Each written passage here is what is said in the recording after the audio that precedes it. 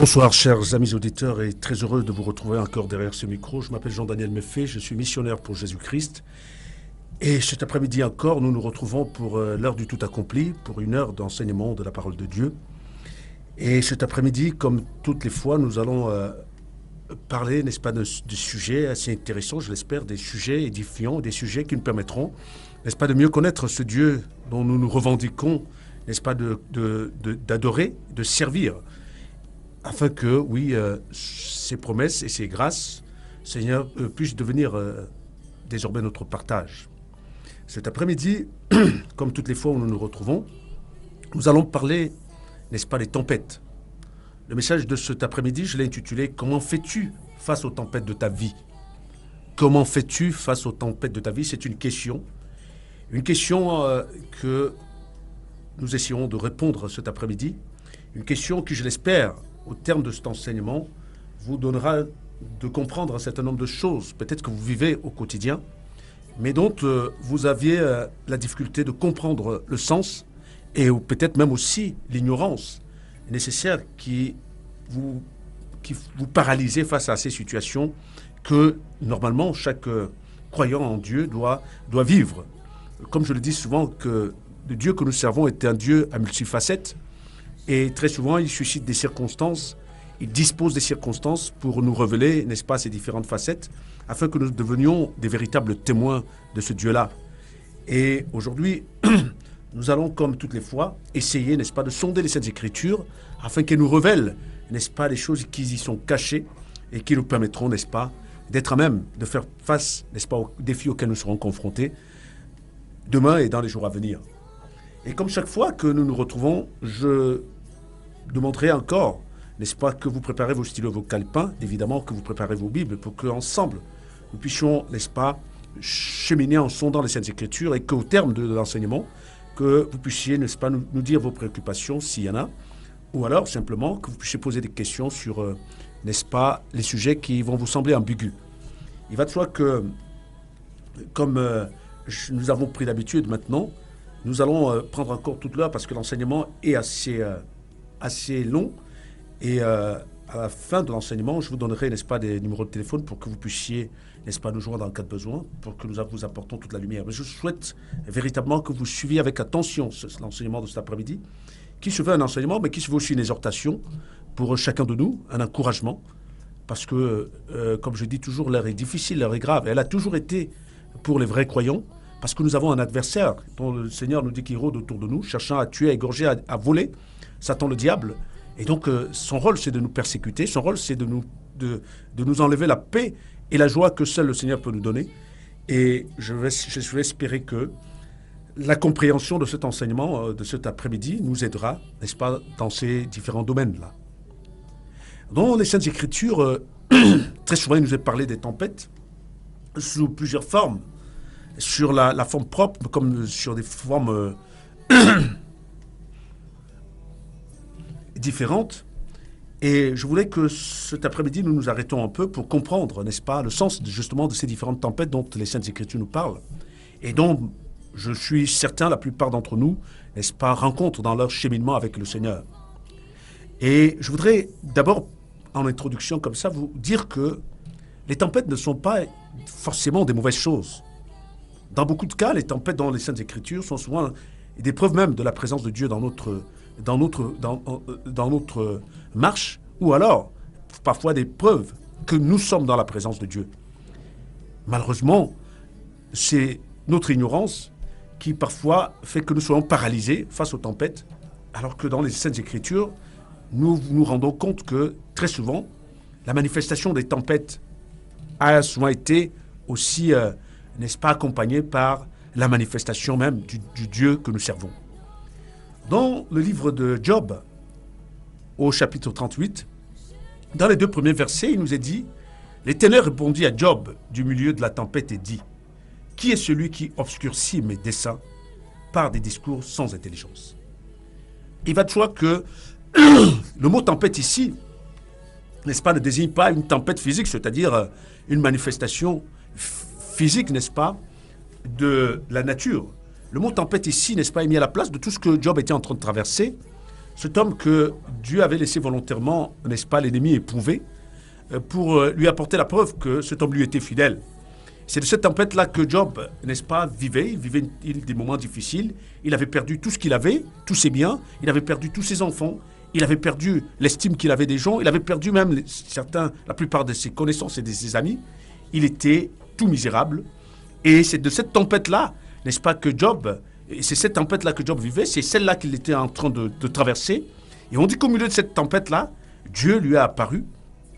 Et Dieu lui a apparu, n'est-ce pas, pour le recadrer, pour le reprendre. Parce que oui, souvent dans les tempêtes, nous avons tendance parfois à perdre courage et parfois à dire des choses que nous n'aurions pas dû dire, ou à poser des actes que nous n'aurions pas posés en temps normal.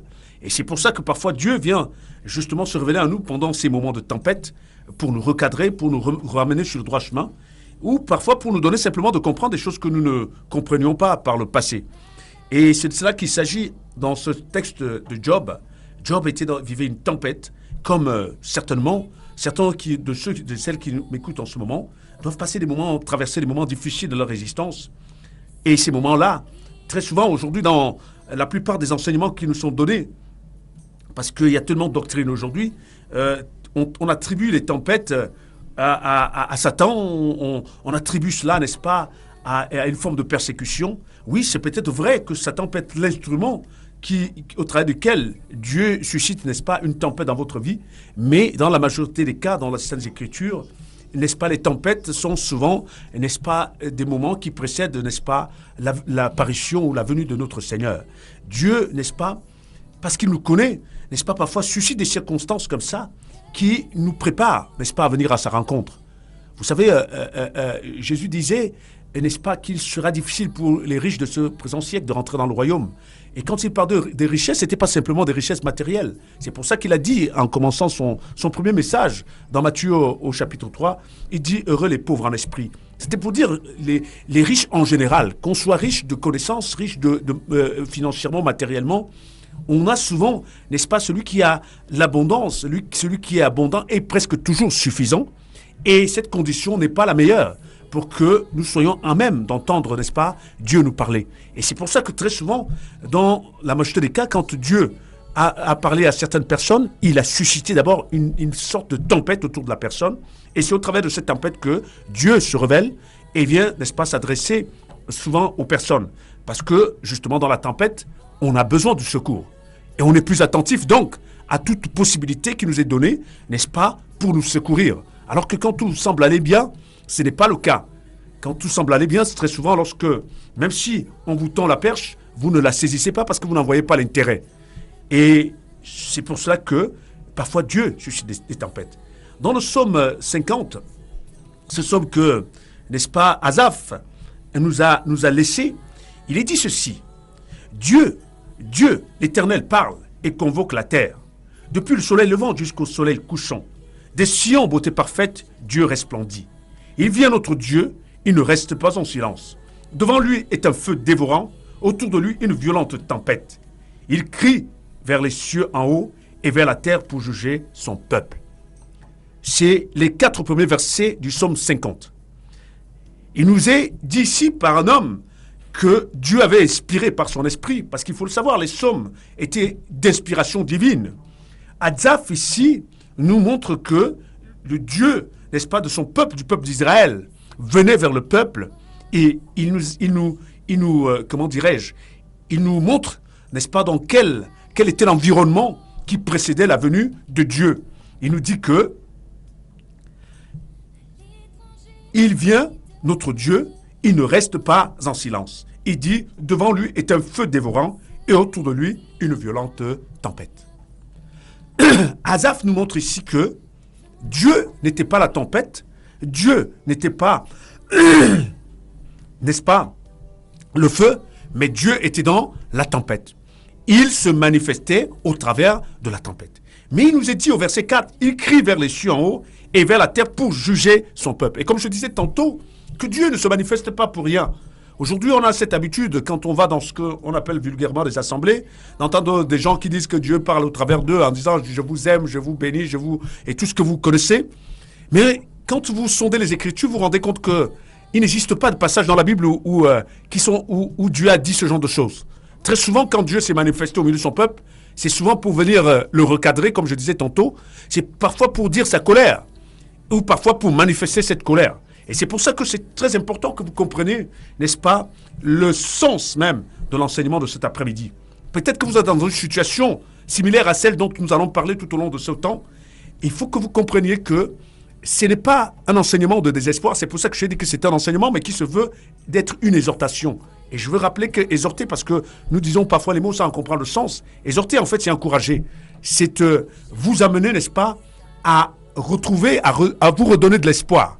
Mais pas encourager pour vous flatter, mais encourager pour vous rebooster, vous donner, n'est-ce pas, de comprendre pourquoi vous êtes dans telle situation et comment faire pour sortir de cette situation-là.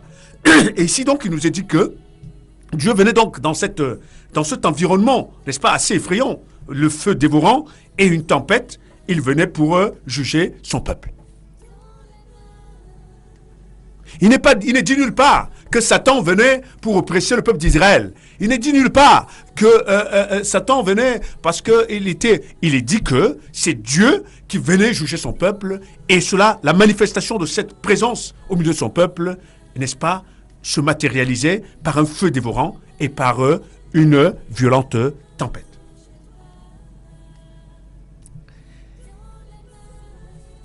Je le dis parce que, pardon, hier je me suis retrouvé avec mon neveu, qui est une personnalité importante dans ce pays et qui semble connaître beaucoup de choses.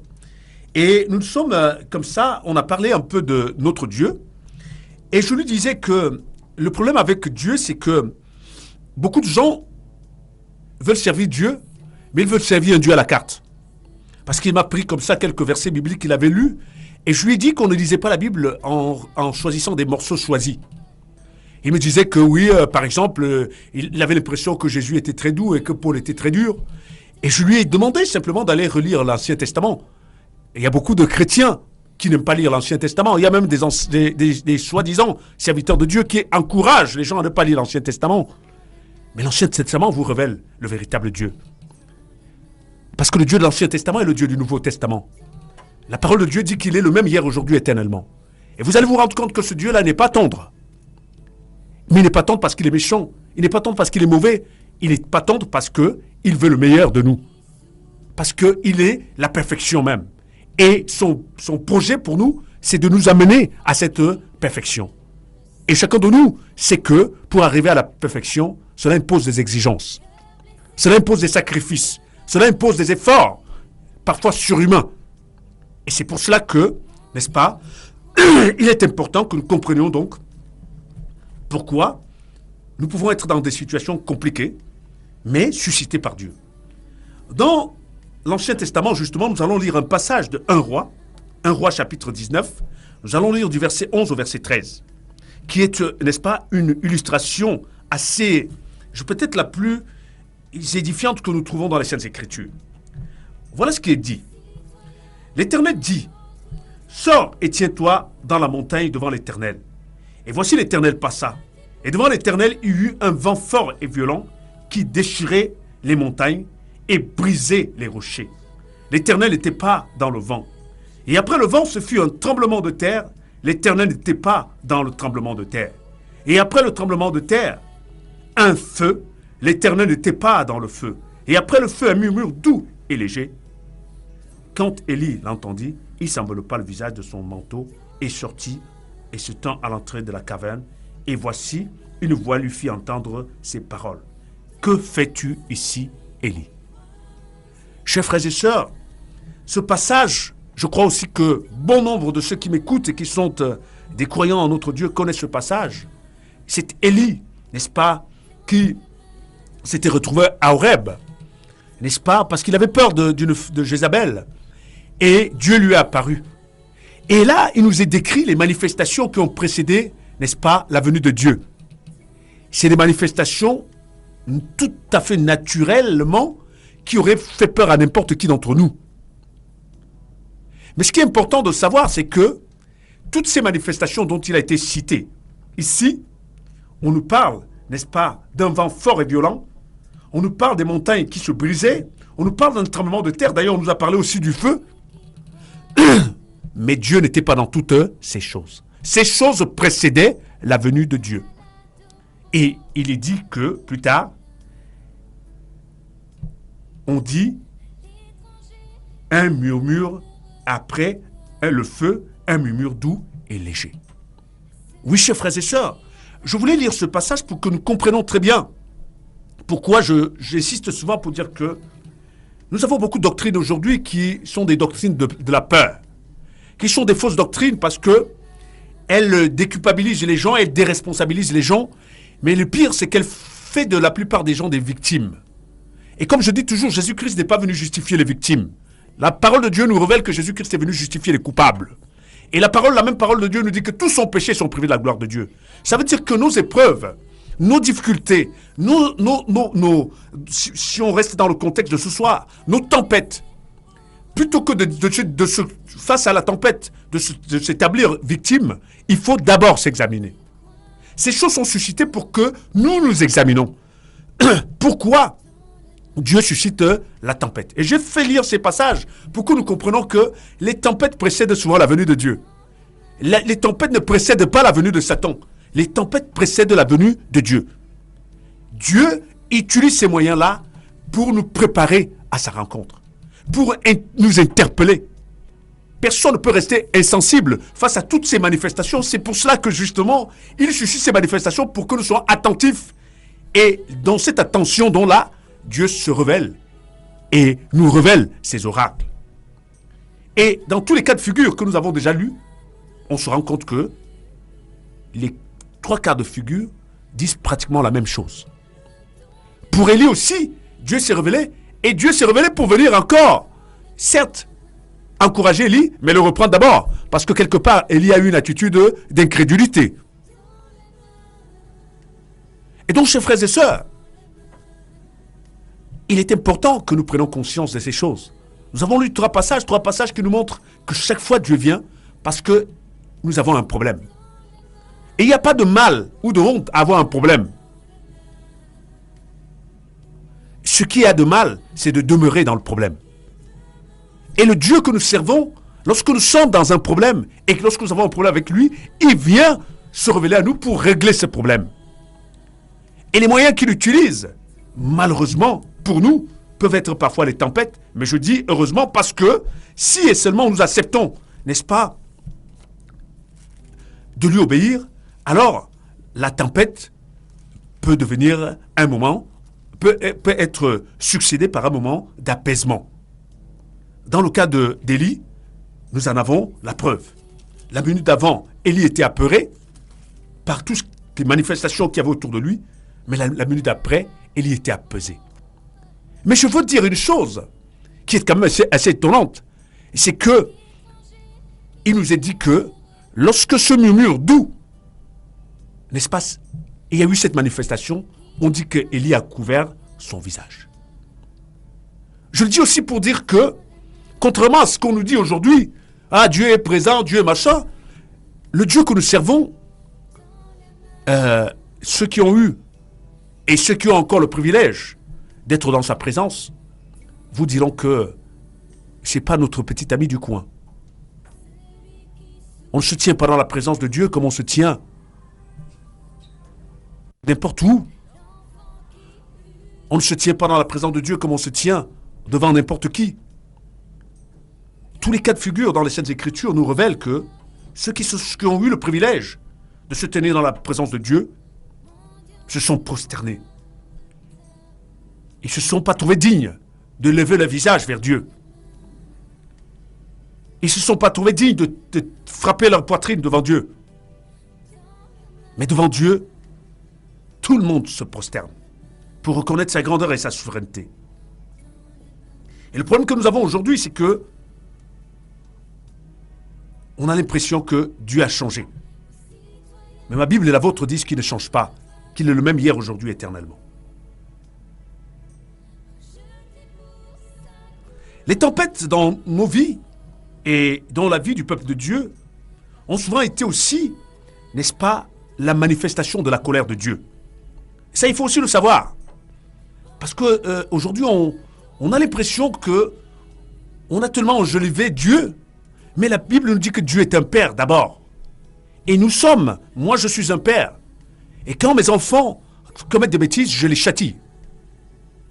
Et la Bible nous révèle que le Dieu que nous servons nous châtie comme nous, les parents, nous châtions nos enfants.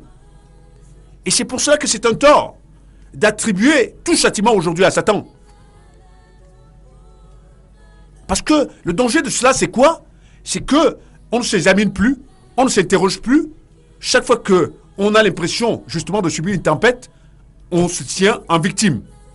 C'est Satan qui me persécute, c'est le diable qui fait, c'est l'ennemi qui fait. Personne ne s'examine plus, personne ne s'interroge plus, personne ne se pose plus les bonnes questions. Parce qu'on a tout attribué à Satan et conséquence, les soi-disant chrétiens que nous sommes, nous vivons comme nous voulons. Et je voulais que vous écoutiez attentivement, n'est-ce pas, ce que nous allons lire. Parce que Dieu sait parler mieux que moi. Et je l'espère que son esprit nous permettra de comprendre, n'est-ce pas, le sens de ce message. Nous allons lire un passage, tiré 3 passages, pour, n'est-ce pas, vous faire comprendre que très souvent Dieu a utilisé les tempêtes, n'est-ce pas, comme la matérialisation de sa colère envers le peuple d'Israël. Et nous allons venir un peu plus près de nous pour voir qu'il n'a pas dérogé à la règle en ce qui nous concerne. Jérémie chapitre 23, nous allons lire du verset 16 au verset 24. Voilà ce qui est écrit. Ainsi parle l'Éternel des armées, n'écoutez pas les paroles des prophètes qui vous prophétisent. Ils vous entraînent à des choses de néant. Ils disent des visions de leur cœur et non ce qui vient de la bouche de l'Éternel. Ils disent à ceux qui me méprisent, l'Éternel a dit, vous aurez la paix. Ils disent à tous ceux qui suivent les penchants de leur cœur, il ne vous arrivera aucun mal. Qui donc a assisté au conseil de l'Éternel pour voir, pour écouter sa parole? Qui a prêté l'oreille à sa parole? Qui l'a entendu? Voici la tempête de l'Éternel, la fureur éclate, l'orage se précipite. Ils font sur la tête des méchants. La colère de l'Éternel ne se calmera pas, jusqu'à ce qu'il accomplit, exécute les desseins de son cœur. Vous le comprendrez dans la suite des temps. Je n'ai point envoyé ces prophètes, et ils ont couru. Je ne leur ai point parlé, et ils ont prophétisé. S'ils avaient assisté à mon conseil, ils auraient dû faire entendre mes paroles à mon peuple, et les faire revenir de leur mauvaise voie, de la méchanceté de leurs actions. Ne suis-je pas Dieu de près, dit l'Éternel? Ne suis-je pas aussi Dieu de loin? Quelqu'un se tiendra-t-il dans un lieu caché, sans que je ne le voie, dit l'Éternel? Ne remplis-je pas, moi, les cieux et la terre, dit l'Éternel. Voilà un passage, n'est-ce pas, au travers duquel Dieu dit de façon explicite qu'il va laisser manifester sa colère envers son peuple comme une tempête pour de nombreuses raisons. Et la raison fondamentale, c'est que le peuple écoute, n'est-ce pas, des prophètes du mensonge. Je le dis parce que en tout temps, depuis la nuit des temps, Satan a toujours suscité au milieu du peuple de Dieu des prophètes du mensonge. Rappelons-nous que le sauveur de nos âmes, Jésus-Christ lui-même, a dit de lui qu'il est le père du mensonge. Et son rôle et sa raison d'être, c'est de s'opposer à la vérité. C'est de s'opposer à tout ce que Dieu a établi comme règle. Et le moyen qu'il a souvent utilisé, c'est de susciter donc des hommes qui se revendiquent serviteurs de Dieu, mais qui, en réalité, disent des choses qui sont contraires à celles que Dieu a établies. Et c'est ces hommes-là, n'est-ce pas, que Dieu appelle des prophètes du mensonge. C'est-à-dire que, et quand on dit prophétiser, c'est-à-dire quelqu'un qui vous révèle quelque chose qui vous prédit, plus ou moins, ce qui va vous arriver. Et ces gens-là, n'est-ce pas, prédisaient des mensonges, des sinécures au peuple de Dieu. Et le peuple, n'est-ce pas, à un moment, préférait entendre ce que ces prophètes du mensonge disaient, plutôt que ce que le prophète, n'est-ce pas, de l'Éternel. Je le dis parce que très souvent, c'était le cas. Il y avait beaucoup de prophètes de mensonges, et il y avait un ou maximum 2 prophètes qui étaient fidèles à Dieu. Et aujourd'hui, c'est encore pire, puisqu'aujourd'hui, la règle de l'art, c'est la démocratie, la majorité a raison. Mais avec Dieu, depuis la nuit des temps, la majorité n'a pas toujours eu raison. Parfois, vous aviez Michée contre, à lui seul, 400 prophètes, mais c'est Michée qui avait raison. C'est lui qui était la voix de Dieu au milieu du peuple. Mais le peuple préférait suivre, n'est-ce pas, les 400 prophètes du mensonge. Et c'est encore le cas aujourd'hui. Regardez, suivez mon regard. Les gens accourent là où il y a des foules, parce qu'on a l'impression que là où il y a des milliers de personnes, Dieu est là. Mais très souvent, si vous preniez la peine de sonder les Saintes Écritures, si vous preniez la peine de vous laisser, n'est-ce pas, inspiré par le Saint-Esprit, vous comprendrez que c'est exactement le contraire. C'est exactement le contraire. Je suis souvent étonné. J'ai voyagé dans beaucoup de pays, et dans beaucoup de pays où on m'a dit « Ah, mais les gens ont une dévotion, les gens croient en Dieu, les gens ont ceci. » Mais quand vous arrivez dans ces pays, il y a une telle misère, il y a un tel désarroi, il y a un tel désordre. Mais le Dieu que je sers n'est pas le Dieu de la misère. Le Dieu que je sers n'est pas le Dieu du désordre. Le Dieu que je sers n'est pas le Dieu du désarroi. C'est exactement le contraire. Et depuis la nuit des temps, tous ceux que Dieu, n'est-ce pas, a choisis et qui ont marché fidèlement avec Dieu ont été bénis. Et quand je dis bénis, ce n'est pas ont été remplis de richesses matérielles, mais je dis bénis, c'est-à-dire qu'ils avaient d'abord, ils avaient la paix, ils avaient la joie de vivre et ils avaient la sérénité. Voilà les premières choses que garantit la vraie bénédiction. Je connais plein de gens. J'ai eu le privilège, avant que de connaître le Seigneur, d'avoir un peu de moyens matériels et financiers. Je suis né, n'est-ce pas, de parents qui avaient un minimum. Mais pourtant, je n'avais pas la paix. Pourtant, je n'avais pas la joie. Pourtant, je n'avais pas la sérénité. Et mes parents ne l'avaient pas non plus. Et j'en ai eu des amis. J'en ai côtoyé des amis qui n'avaient pas la sérénité. Et encore aujourd'hui, j'en côtoie. Qui parfois me posent la question, mais comment tu fais? Comment tu fais pour être aussi calme face aux situations? Comment tu fais pour être aussi paisible? Je lui dis, je ne fais rien. Je laisse Dieu faire. C'est de ça qu'il s'agit, chers frères et sœurs. Dieu suscite des tempêtes dans le cas de figure que nous venons de lire pour manifester sa colère. Et il y a beaucoup qui aujourd'hui, n'est-ce pas, traversent des tempêtes parce que Dieu est en colère contre votre façon de vivre. Dieu est en colère à cause de la relation que vous avez avec lui. Une relation d'adultère. Oui. Aujourd'hui, nous avons tellement d'idoles. Est-ce que vous avez remarqué que le mot aimer n'existe plus dans ce monde? À la place, on a mis adorer. Notre Bible, la vôtre et la mienne, dit que le seul qu'on doit adorer, c'est Dieu. Aujourd'hui, on adore tout. On adore tout et n'importe quoi. Et le Dieu que nous servons est un Dieu jaloux, qui ne partage sa gloire avec personne, qui veut que ceux qui l'adorent ne l'adorent que lui et lui seul. Et chers frères et sœurs, combien aujourd'hui, à cause de notre quête, n'est-ce pas, du matérialisme, de la prospérité, nous nous sommes fabriqués d'autres dieux. Nous nous sommes fabriqués, n'est-ce pas, d'autres idoles. Et ne serait-ce qu'à cause de cela, alors vous pouvez vivre une tempête, vous pouvez vivre la colère de Dieu, parce que le Dieu qui vous a choisi, le Dieu qui a sacrifié son Fils pour vous, est un Dieu jaloux. Et c'est pour ça qu'il nous interpelle. Très souvent, quand je parle, les gens disent « je choque les gens ». Et ils sont souvent étonnés que je dise « oui, c'est le but pour lequel Dieu m'a établi ». Vous savez que parfois, malheureusement, vous ne pouvez interpeller un cœur que lorsque vous le choquez.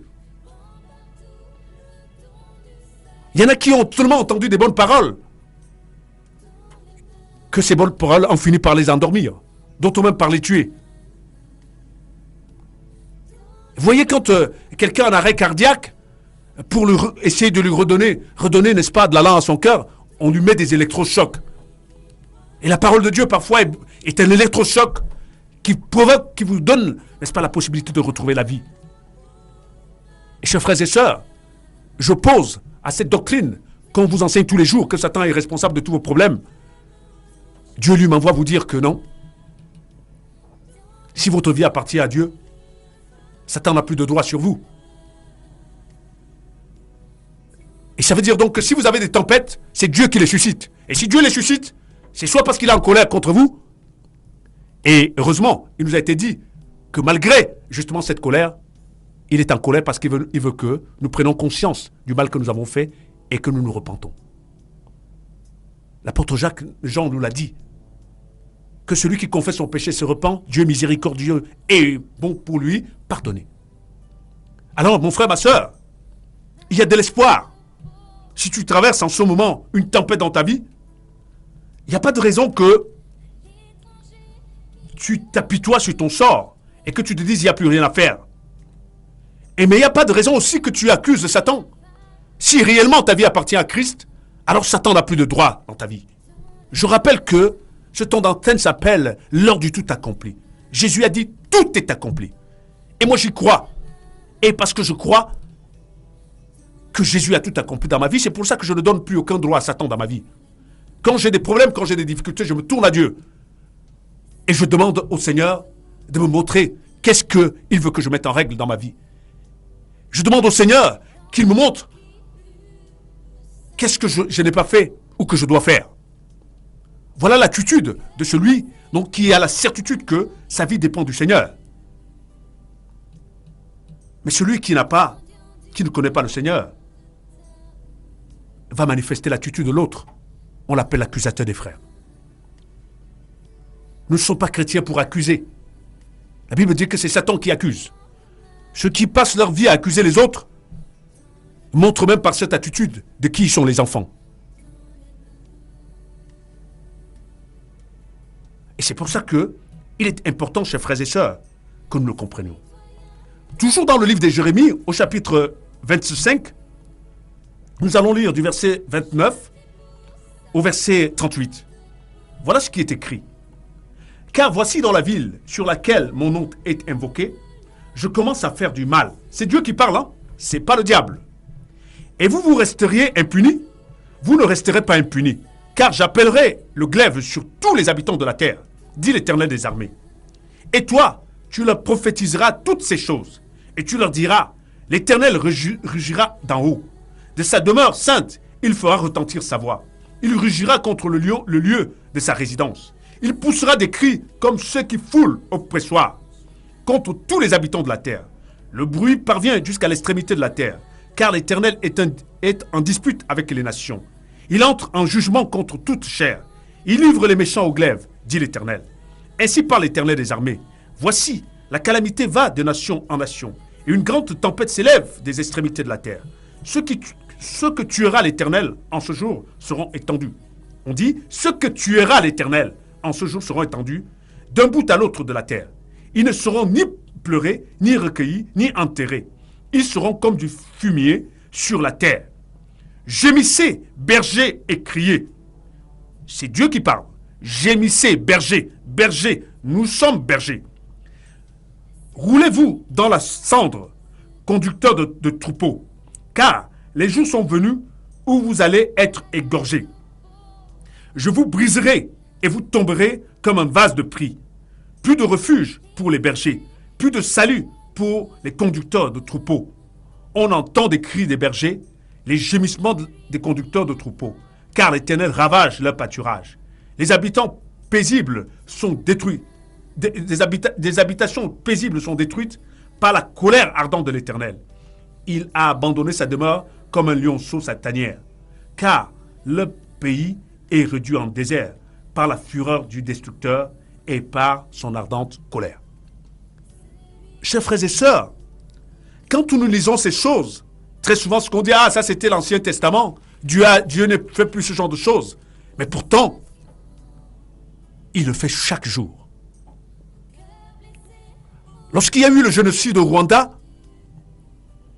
vous savez, un des moments les plus étonnants de ce moment macabre, c'est qu'il est dit que des milliers de personnes sont allées se réfugier dans, entre guillemets, une église. Et ils ont été massacrés dans cette église. Je crois que tout le monde a vu les images de cette histoire. Plus près de nous, en Centrafrique, il y a encore quelques mois, quelques années, des milliers, n'est-ce pas, de croyants, de chrétiens ont été exécutés à la machette, des serviteurs de Dieu. Vous pensez que Dieu dormait? Vous pensez que Dieu n'était pas au courant? Chers frères et sœurs, ces hommes et ces femmes croyaient au même Dieu que nous. Et je suis sûr que lorsque ces mouvements ont commencé, ils avaient la certitude que rien ne leur arriverait. Parce qu'on leur avait dit pendant des années qu'ils étaient agréables à Dieu. Parce qu'on leur avait dit que non, rien ne pouvait leur arriver. Parce que c'est ça l'enseignement qu'on donne aujourd'hui. Et j'ai même envie de penser que bientôt on nous dira dans les assemblées que le chrétien ne meurt plus. Mes chers frères et sœurs, ce n'est pas ce que les Saintes Écritures nous révèlent. C'est Dieu qui nous parle ici. Et ce que Dieu dit est dur. Ce que Dieu prédisait pour son peuple et pour les nations est dur. Et ce Dieu-là dit qu'il veille sur sa parole pour l'exécuter. Et ne pensez pas que Dieu veille sur sa parole pour l'exécuter que ce qui nous plaît. Il veille aussi sur sa parole pour exécuter ce qui ne nous plaît pas. Et c'est pour cela que lorsque Dieu nous parle, plutôt que de commencer à disserter, à philosopher, à raisonner, nous devons nous soumettre.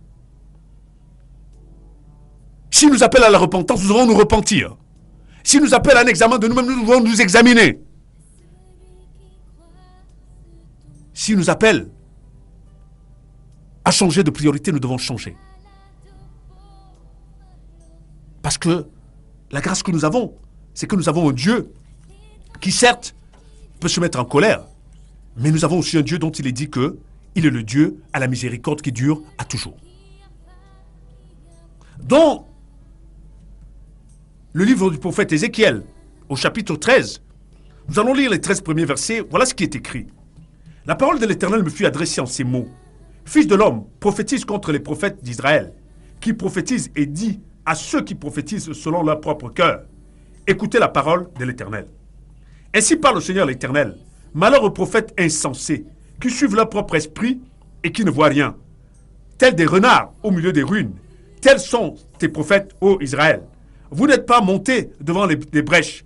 Vous n'avez pas entouré d'un mur la maison d'Israël, pour demeurer ferme dans le combat au jour de l'Éternel. Leurs visions sont vaines et leurs oracles menteurs. Ils disent, l'Éternel a dit, et l'Éternel ne les a point envoyés. Ils font espérer que leur parole s'accomplira. Les visions que vous avez ne sont-elles pas vaines? Et les oracles que vous prononcez ne sont-ils pas menteurs? Vous dites, l'Éternel a dit, et je n'ai point parlé. C'est pourquoi ainsi parle le Seigneur l'Éternel. Parce que vous dites des choses vaines, et que vos visions sont des mensonges. Voici, j'en veux à vous, dit le Seigneur l'Éternel. Ma main sera contre les prophètes, dont les visions sont vaines, et les oracles menteurs. Ils ne font point partie de l'assemblée de mon peuple. Ils ne seront pas inscrits dans le livre de la maison d'Israël. Ils n'entreront pas dans le pays d'Israël. Et vous saurez que je suis le Seigneur l'Éternel.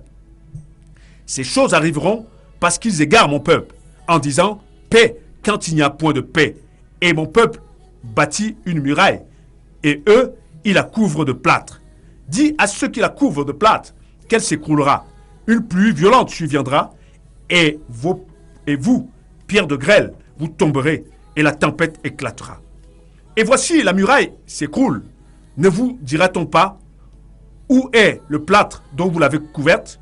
C'est pourquoi ainsi parle le Seigneur l'Éternel, je ferai dans ma fureur éclater la tempête. Il surviendra dans ma colère une pluie violente, et des pierres de grêle tomberont avec fureur pour détruire. Oui, chers frères et sœurs, depuis la nuit des temps, les hommes, Dieu est le même et les hommes sont les mêmes. Et aujourd'hui, il y a tellement de similitudes avec ces hommes à qui Dieu faisait le reproche au temps du prophète Ézéchiel. Parmi les propos que je tenais justement avec mon neveu hier, il parlait justement de cette disparité qu'il y a entre les visions aujourd'hui. Vous avez une personne qui vous dit il a reçu telle vision, et vous avez un autre 2 mètres plus tard, plus loin, qui a une vision qui est complètement à l'opposé de l'autre. Et il me posait la question, mais comment c'est possible que des gens qui servent le même Dieu aient des visions autant opposées, autant contraires les unes des autres? Chers frères et sœurs, cela n'est pas nouveau. Cela n'est pas nouveau, nous venons de le lire. Au temps d'Ézéchiel, il existait déjà ces disparités. Il existait déjà ces prophètes du mensonge. Des hommes et des femmes qui se levaient et qui se disaient investis, n'est-ce pas, d'une autorité, n'est-ce pas, investis d'une mission divine. Mais une mission pourtant qui avait pour but d'égarer le peuple de Dieu. Et ces hommes et ces femmes ne faisaient pas qu'égarer le peuple de Dieu, mais ils attiraient sur le peuple de Dieu la colère de Dieu. Il est important que vous le sachiez. Et c'est pour ça que je vous dis toujours, éprouvez vos conducteurs. Parce que la Bible dit, prouvez les esprits, tout esprit, même celui de celui qui vous conduit, pour savoir s'ils sont de Dieu. Et ne pensez pas que ce serait une excuse, lorsque la colère de Dieu de dire, je ne savais pas. Les Saintes Écritures sont mises à la disposition de tout le monde. Nous avons les Bibles, nous avons l'Esprit de Dieu qui se tient disponible pour nous enseigner, pour nous éclairer. Si nous sortons de notre paresse, si nous sortons de notre indolence, si nous sortons de notre légèreté, si nous sortons de notre mépris, alors nous aurons la lumière qui nous permettra de savoir si nous suivons les voies des prophètes de Dieu ou si nous suivons les voies des prophètes du mensonge. Chers frères et sœurs, cela peut justifier la tempête que tu traverses en ce moment. Peut-être que tu es dans un endroit, n'est-ce pas, qui attire sur toi la colère de Dieu. Peut-être que tu suis, n'est-ce pas, des chemins qui sont des chemins qui attirent sur toi la colère de Dieu. Et plutôt que de continuer à accuser Satan, examine-toi toi-même. L'apôtre Paul nous disait dans 2 Corinthiens 13, verset 5, examinez-vous vous-même pour savoir si vous êtes dans la foi. Oui, chers frères et sœurs, il ne s'adressait pas à des païens, il s'adressait à des croyants. Et c'est quelque chose qui doit être permanent, de nous examiner, de vérifier si nous sommes, n'est-ce pas, en phase avec notre Dieu, si nous marchons dans ses voies. Parce que nous risquerons d'accuser, n'est-ce pas, à tort, les autres, alors que le problème vient de nous, ou le problème est en nous. Et évidemment, dans les passages que nous avons lus, il nous est montré ici que Dieu n'a jamais suscité sa colère au travers donc des tempêtes pour rien. Dieu ne l'a jamais fait pour rien. Il y a toujours des raisons qui amènent, n'est-ce pas, la manifestation de la colère de Dieu. Le Dieu que nous servons, lorsque nous sommes en phase avec lui, je peux vous garantir que même les temps d'épreuve sont des temps de victoire. Mais lorsque nous ne sommes pas en phase avec lui, je peux vous garantir que même les moments où les autres, ou alors en ayant des choses que les autres ont et se réjouissent, vous serez triste. Et c'est ça le paradoxe, et c'est ça la gravité de ne pas être en phase avec Dieu.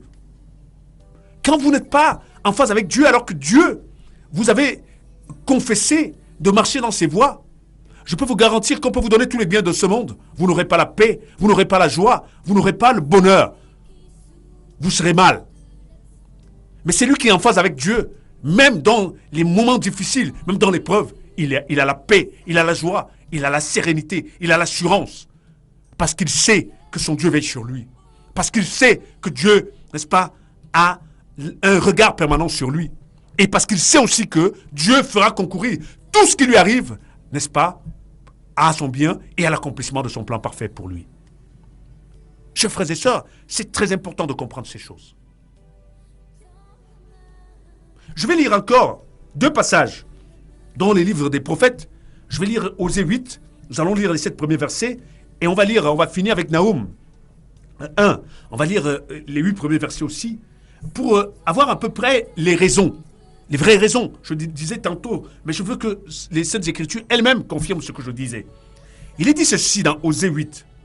Embouche la trompette, l'ennemi fond comme un aigle sur la maison de l'Éternel. Parce qu'ils ont violé mon alliance et transgressé ma loi.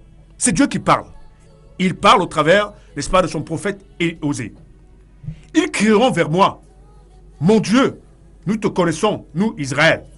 Israël a rejeté le bien. L'ennemi le poursuivra. Ils ont établi des rois sans mon ordre et des chefs sans se référer à moi. Ils ont fait des idoles avec leur argent et leur or. C'est pourquoi ils seront retranchés. L'Éternel a rejeté ton veau, Samarie. Ma colère s'est enflammée contre eux. Jusqu'à quand refuseront-ils de se purifier? Il vient d'Israël. Un ouvrier il vient d'Israël. Un ouvrier l'a fabriqué. Ce n'est pas Dieu. C'est pourquoi le veau de Samarie sera mis en pièces. Puisqu'ils ont semé du vent, ils moissonneront la tempête. Ils n'auront pas un épi de blé. Ce qui poussera ne donnera point de farine. Et s'il y en avait, des étrangers la dévoreraient.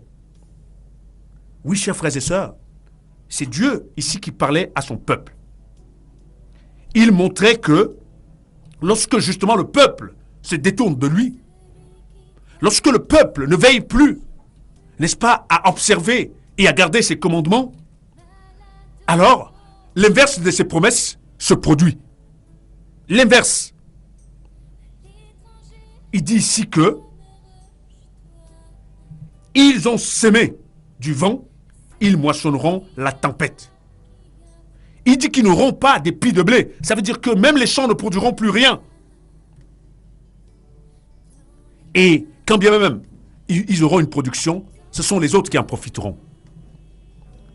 Chers frères et sœurs, je sais que toi qui m'écoutes aujourd'hui, tu passes peut-être des moments comme cela. Je le sais parce que je rencontre de nombreux chrétiens qui viennent me voir et qui ont justement ce genre de préoccupations, qui vivent ce genre de situation. Mais malheureusement, souvent, quand je les exhorte et je leur parle, ils repartent dessus parce que c'est pas ce qu'ils veulent entendre. Parce que dans les assemblées où ils vont, on passe le temps à leur dire qu'ils sont des victimes. Ils n'ont jamais rien fait à personne. C'est les autres qui leur veulent du mal. C'est pour ça qu'ils ont tant de problèmes. Mais c'est pas ce que Dieu dit ici. Jamais, jamais Dieu ne vous manifestera sa colère si vous n'avez pas tort.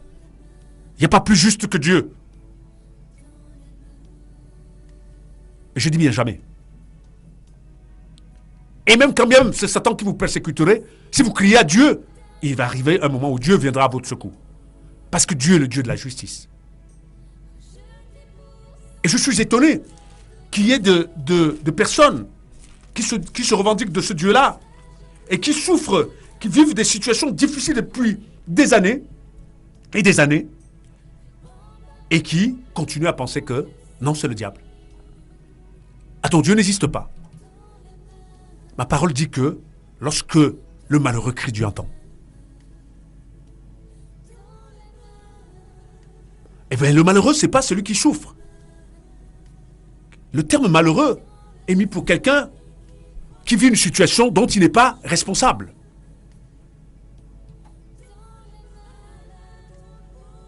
Et quand tu cries à Dieu, Dieu vient à ton secours. Et quand tu es responsable d'une situation et que tu la reconnais, et tu cries à Dieu, Dieu vient à ton secours. Mais Dieu ne vient pas au secours de celui qui dit « je n'ai rien fait ». Parce que la Bible dit que tous nous avons fait. Nous avons hérité d'une nature pécheresse. C'est pour ça que le péché est inné en nous. Les actes de péché ne sont que la conséquence de cet héritage. Mais tout homme est né pécheur, parce que nous sommes descendants, n'est-ce pas, d'Adam qui a péché contre Dieu. Il nous a transmis par les gènes cette nature pécheresse. Et c'est pour ça que face à Dieu, aucun homme ne peut se targuer d'être juste. Aucun homme. Et si vous dites que vous êtes juste, vous faites Dieu menteur. Naoum chapitre 1, dans les 8 premiers versets, il est dit, à partir du verset 2 jusqu'au verset 8, l'Éternel est un Dieu jaloux, il se venge. L'Éternel se venge, il est plein de fureur. L'Éternel se venge de ses adversaires, il garde rancune à ses ennemis. L'Éternel est lent à la colère, il est grand par sa force. Il ne laisse pas impuni. L'Éternel marche dans la tempête, dans le tourbillon. Les nuées sont la poussière de ses pieds. Il menace la mer et la dessèche. Il fait tarir tous les fleuves. Le Basan et le Carmel languissent. La fleur du Liban se flétrit. Les montagnes s'ébranlent devant lui et les collines se fondent. La terre se soulève devant sa face, le monde et tous ses habitants. Qui résistera devant sa fureur? Qui tiendra contre son ardente colère? Sa fureur se répand comme le feu et les rochers se brisent devant lui. L'Éternel est bon. Il est un refuge au jour de la détresse. Il connaît ceux qui se confient en lui.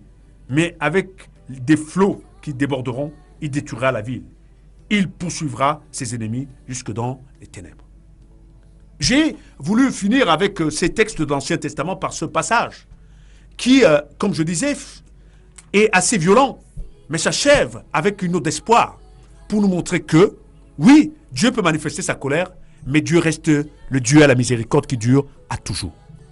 C'est-à-dire que quel que soit, n'est-ce pas, ce que vous avez fait, si vous pouvez vous repenter, Dieu, n'est-ce pas, vient à votre secours, sauf si vous avez blasphémé, parce que même le Seigneur lui-même l'a dit, que le blasphème, n'est-ce pas, est le péché suprême. Chers frères et sœurs, il est important que nous prenions conscience de la main qui nous est tendue, de la grâce qui nous est accordée en Jésus-Christ. Il est important, chers frères et sœurs, que nous puissions nous rendre compte de quel amour Dieu nous aime et du plan parfait que Dieu a pour nous. Mais ce plan ne se fera pas comme nous voulons nous, mais se fera comme lui veut. Oui, on dit partout aujourd'hui, on dit il y a des gourous, il y a de ceci. Mais les gourous existent parce que nous voulons qu'ils existent.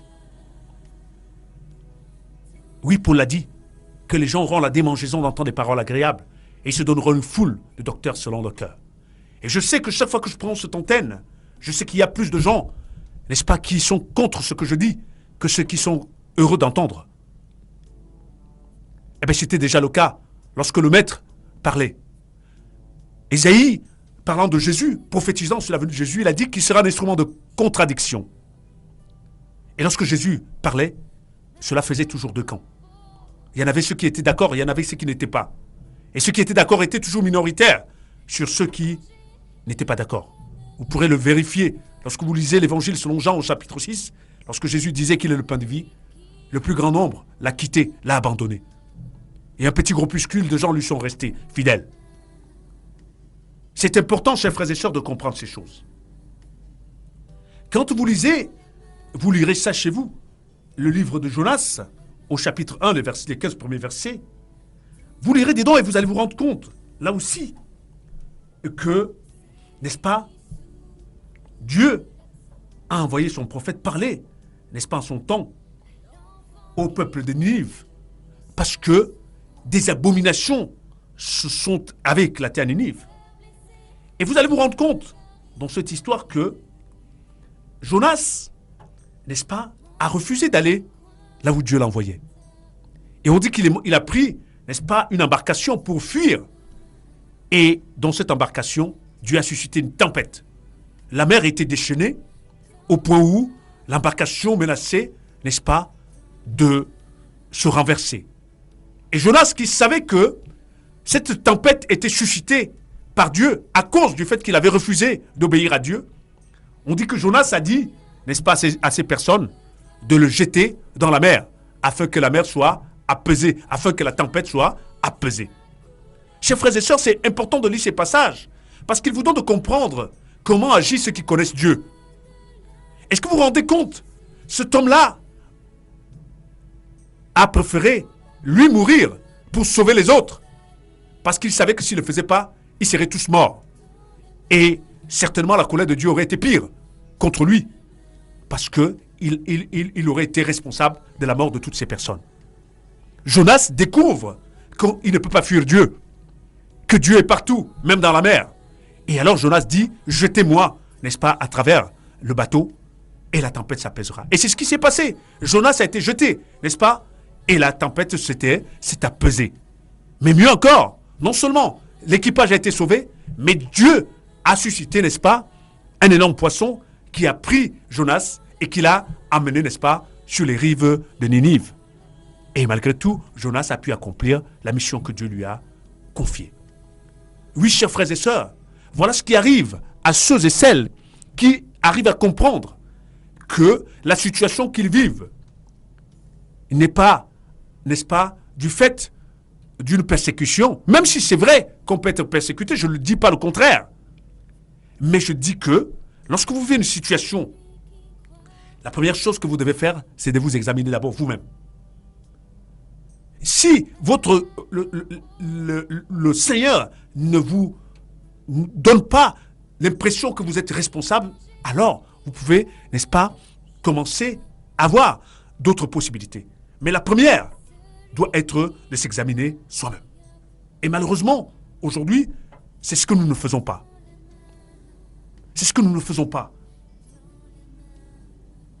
Et l'autre chose aussi, c'est comme je dis, que comme les tempêtes précèdent souvent la venue de Dieu, lorsqu'il y a la tempête, plutôt que de paniquer, il faut au contraire, n'est-ce pas, implorer la grâce de Dieu pour qu'il nous donne, n'est-ce pas, la possibilité de rester ferme malgré la tempête, pour attendre, n'est-ce pas, que la tempête soit passée et que Dieu se révèle, n'est-ce pas, dans ce doux murmure qu'a connu, n'est-ce pas, notre frère Élie en son temps. C'est important, chers frères et sœurs, de comprendre ces choses. Et naturellement, nous ne pouvions pas finir cet enseignement sans que nous ne lisions donc plus près de nous, dans l'évangile de Matthieu au chapitre 8. Nous allons lire rapidement les versets 23-27. Il est dit, il monta dans la barque et ses disciples le suivirent. Et voici, il s'éleva sur la mer une si grande tempête que la barque était couverte par les flots. Et lui, il dormait. Les disciples s'étant approchés, le réveillèrent et dirent, « Seigneur, sauve, nous périssons. » Il leur dit, « Pourquoi avez-vous peur, gens de peu de foi ?» Alors il se leva, menaça les vents et la mer, et il y eut un grand calme. Ces hommes furent saisis d'étonnement. « Quel est celui-ci » disait-il, « à qui obéissent même les vents et la mer ?» Chers frères et sœurs, ce passage à lui seul illustre tout ce dont nous avons déjà dit ici. Jésus était dans une barque avec ses disciples. Jésus était pleinement homme, c'est ce que la Bible dit, même s'il était pleinement Dieu. Pendant que tous les autres étaient en panique, on dit qu'il était calme. Et lorsqu'ils l'ont interpellé, il ne leur a pas dit, vous avez raison. Il leur a dit qu'ils manquaient de foi. Et Jésus n'a pas changé. Et Jésus te dit encore aujourd'hui, dans ta tempête, aie confiance en lui. La foi, c'est une confiance absolue et totale. Si tu es sûr que ta vie appartient à Jésus-Christ, alors quelle que soit la tempête que tu traverses, aie foi en Christ. Crois et tu verras sa gloire. Il apaisera ta tempête parce qu'il a le pouvoir sur la tempête. Il a le pouvoir.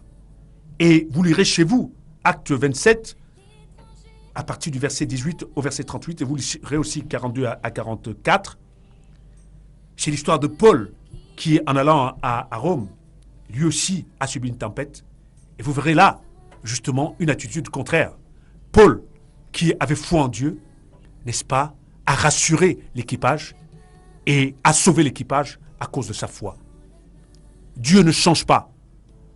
Le Dieu de Jonas, le Dieu de Jésus-Christ, le Dieu de Paul est encore notre Dieu aujourd'hui.